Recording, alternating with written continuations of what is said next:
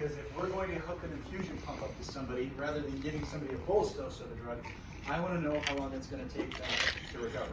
I want to know what kind of effect it's going to have on their respiratory rate. I want to know what kind of effect it's going to have on our cardiovascular system. And if I am not able to use half-lives like we do with bolus dosing, I need to understand the context-sensitive half-time for each of those drugs. And curiously enough, each drug has its own particular context-sensitive half-time. So this is where it becomes a little bit interesting. They're not all created equal. And what you will see here is you'll see the infusion on the x-axis here, the amount of time in hours that you run an infusion, and you'll see here on the y-axis the context-sensitive half-time of that drug in minutes. So in other words, depending on how long I run that infusion, context-sensitive half-time is, remember, the amount of time it takes after I shut my infusion off for it to drop in my blood 50%.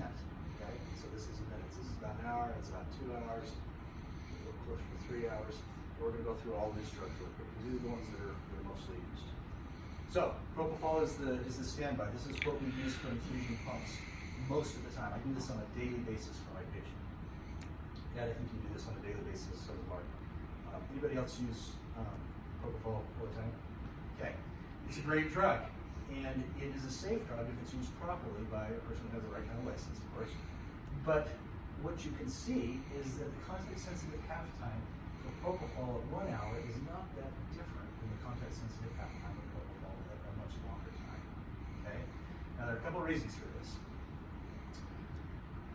You're probably thinking, well, I thought you said that propofol is a lipid-soluble drug. Well, it is. And you think that the context-sensitive half-time of this drug would go like this, like some of the other drugs are going to say, as that lipid-soluble drug builds up in your bloodstream, you think that it burning your fatty tissues, you think that it would have a greatly increased context-sensitive half-time, but it doesn't. Propofol is a drug that, when I give it to people, what does it do to their hemodynamics? Do they get hypertensive, normotensive, or hypotensive? You get hypotensive. Hypo. Okay, it is vasodilatory, and so it causes them to get hypotensive. And so I can only give so much propofol to a person until they become stable. Okay? And so what happens with propofol is that for most patients, I can only run it at a certain level before they start becoming unstable. And so the amount that I can run it doesn't matter if it's 1 hour or 4 hours, the context-sensitive half-time works out to be about the same. So I tell my residents, if you run your propofol for an hour or more, you need to consider about a 20 to 30 minute context-sensitive half-time for your propofol. I know this says 20 minutes for 4 hours, and that says 10 minutes for 1 hour. But my anecdotal or my personal experience has shown me that about 20 to 30 minutes after an hour. And the reason why I think that is because these studies were done on people that only had propofol in their system. How many times do we run just propofol on somebody? Never. We give them some Versed, we give them some fentanyl, we give them some dexmedetomidine, we give them some nitrous oxide, and so they've got polypharmacy going on. So I think it's actually a little bit longer than this, but not much. Okay? So if you have a license to use propofol and you're going to use an infusion of propofol, kind of a green or a kind of a general rule of thumb is to say that my context-sensitive half-time is about 20 to 30 minutes. So what does that mean? Working on a patient, taking out teeth, or I'm doing fillings, or whatever it is I'm doing as a dentist, and I leave my infusion pump running to the end of the surgery, what's going to happen?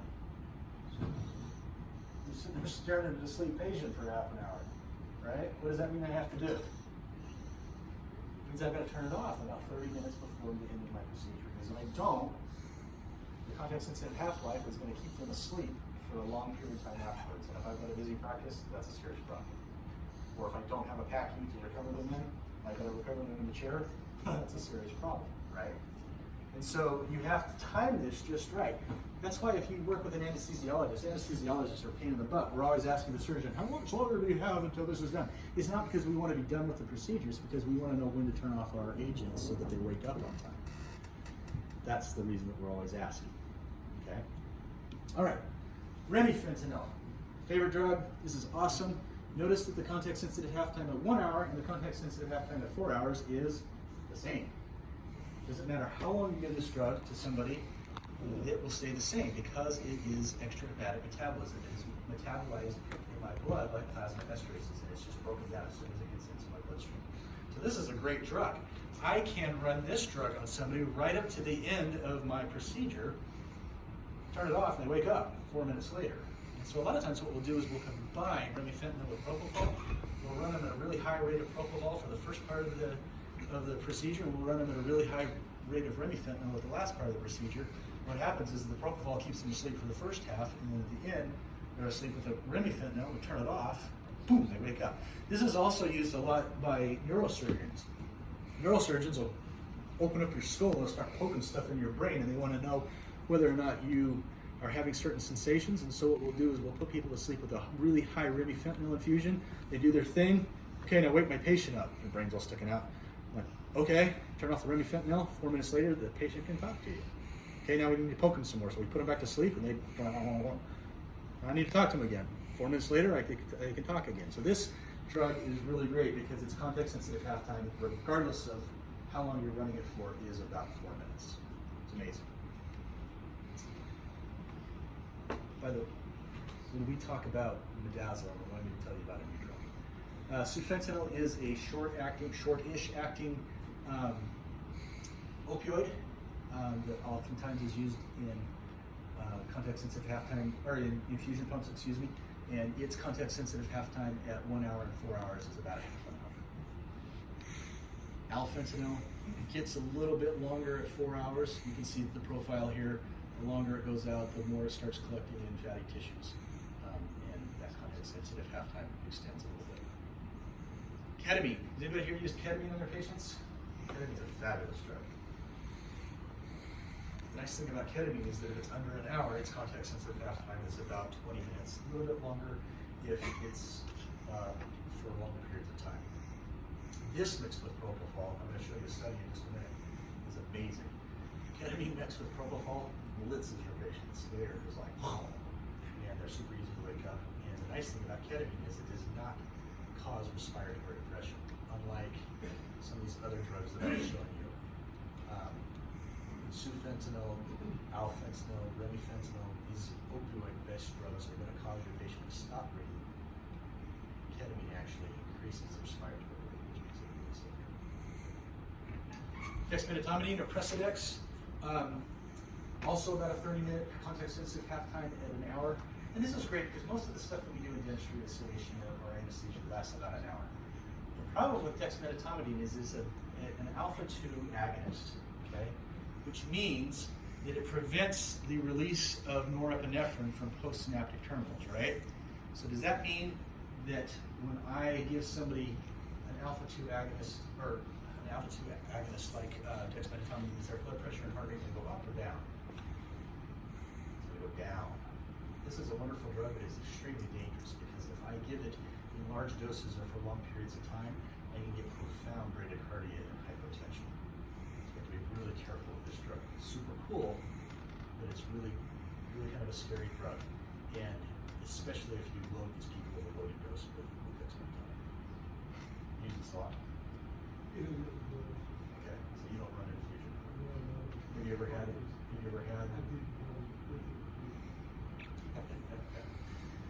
You have to be vigilant because of the bradycardia. Okay, first set. Notice some of these later drugs that we're using, our context-sensitive halftime is going to start going up at longer periods of time. And the reason why is because some of these drugs are more lipid soluble and they start getting caught up in that third compartment that we were talking about a little bit more. Midazolam is not a great drug to run in infusion because if you're longer than an hour, it starts getting a really long context-sensitive halftime and your wake-up time goes up. Here's fentanyl. Don't use this drug in an infusion. If you get out there longer than an hour, you're looking at a 3-hour wake-up, okay? I don't know if you've got that much time to spend with your patient once you stop your infusion, but I don't. So look at thiopental, same thing, and look at diazepam. We don't know how long the context-sensitive halftime of diazepam is after 4 hours. Nobody's been brave enough to do it yet. This stuff does not come off. And the problem with diazepam is that it has an active metabolite that is active in your system for 100 hours. I am on a personal crusade to get people to stop using diazepam. Because if you give somebody diazepam and the next day they get in a car wreck and they kill somebody, guess what? You do a blood test on them, they're going to have diazepam in their system. And guess who's their drug dealer? patient's diazepam unless it's the only thing I can give them. I do not like this drug. It works fabulous. It's a great drug. It is not intended for infusion, and it is really hard for people to metabolize, especially if they have liver problems or they're old. I'm trying to get people to stay away from this drug. We've got better drugs nowadays. A lot of people disagree with that, but that's my personal opinion. All right, so this is just a summary of what we talked about. The way that this is most useful is just to look at the shapes of these curves. The ones that go up really fast are the ones you don't want to use in infusion. The ones that have a flatter profile, those are the ones that are safe to use for infusion. Okay, so let's talk about mixing these things with propofol. We can mix these three drugs very effectively with propofol. They work really well. Pros and cons of mixing remifentanil, like I said earlier, is it's a fast onset, fast offset. It makes it so I don't have to use as much propofol. The problem is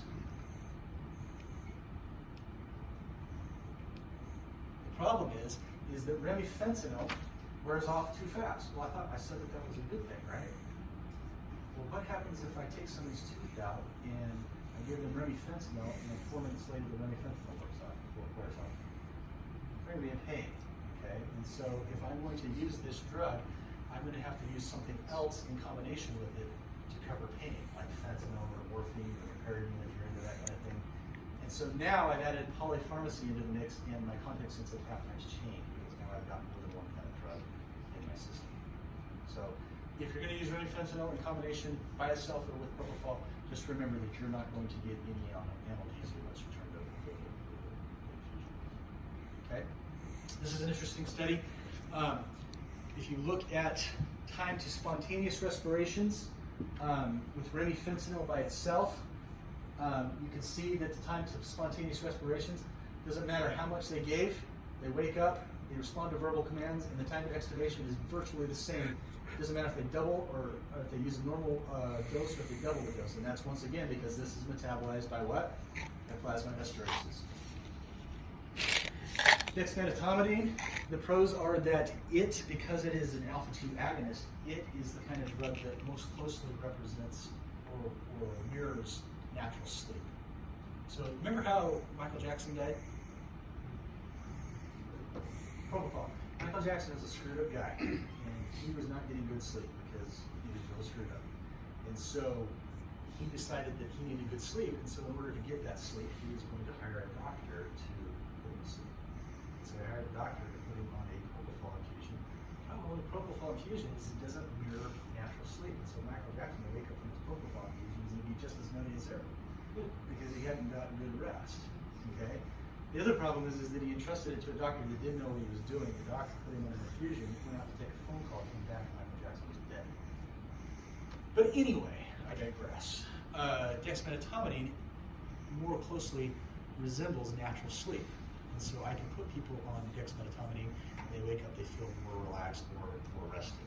Doesn't mean that you should do this for Michael Jackson types, but that's interesting. It also has an opioid sparing effect, which means that if I give somebody an infusion of dexmedetomidine, when they wake up, they're probably not going to need as much opioid to take care of their post-operative pain. That's great, right? We're in a time of an opioid crisis. This is a great drug to use to help people so they don't need as much post-operative narcotics. Okay. Another thing is that I like about this drug is it does not cause respiratory depression.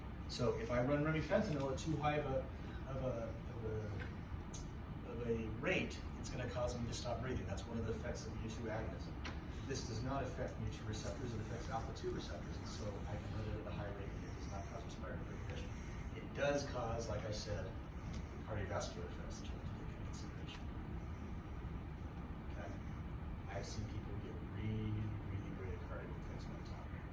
So if you're going to use this drug, please make sure that you select the right patient, make sure that you talk to somebody who has used it before, maybe use it with them on a patient so that you can see the proper way to use it.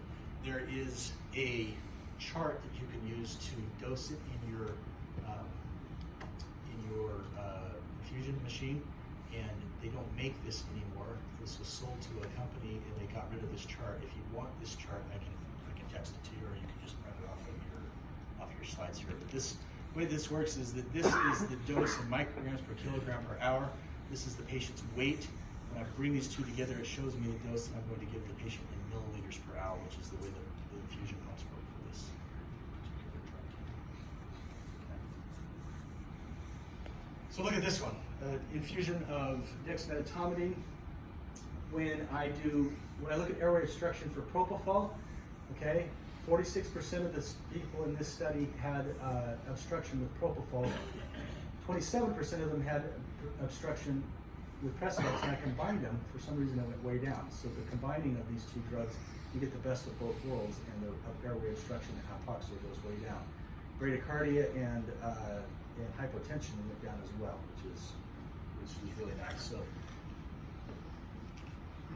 Dr. Alessic, if you're having problems with dexmedetomidine, you want to consider running it at a rate with a little bit of propofol. Okay. This is just a study that showed that bradycardia from dexmedetomidine infusions was quite significant. Hypotension from dexmedetomidine infusions was quite significant. If you cut out the dexmedetomidine, only use propofol, then that problem goes away. Ketamine. Has anybody seen a little kid like this in their office? Has anybody experienced a child with emergent delirium? That is crazy. Emergent delirium is usually caused by patients waking up from anesthesia and being in pain or being numb and not being able to verbalize that.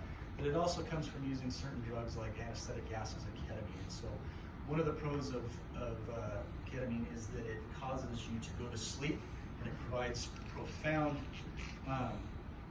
analgesia and in addition to anesthesia, and it does not knock out your airway reflexes. In other words, it does not suppress breathing. But if you give it to a kid, you may have a emergent delirium when they wake up, especially if you wake them up before you touch the metabolism issue in their body. That's not usually a problem if I give them a dart, because by the time the procedure's over, usually the dart is worn off. But if I'm using it as an infusion and I'm continually replacing that ketamine with new ketamine because of the infusion, it's going to be fresh in their body.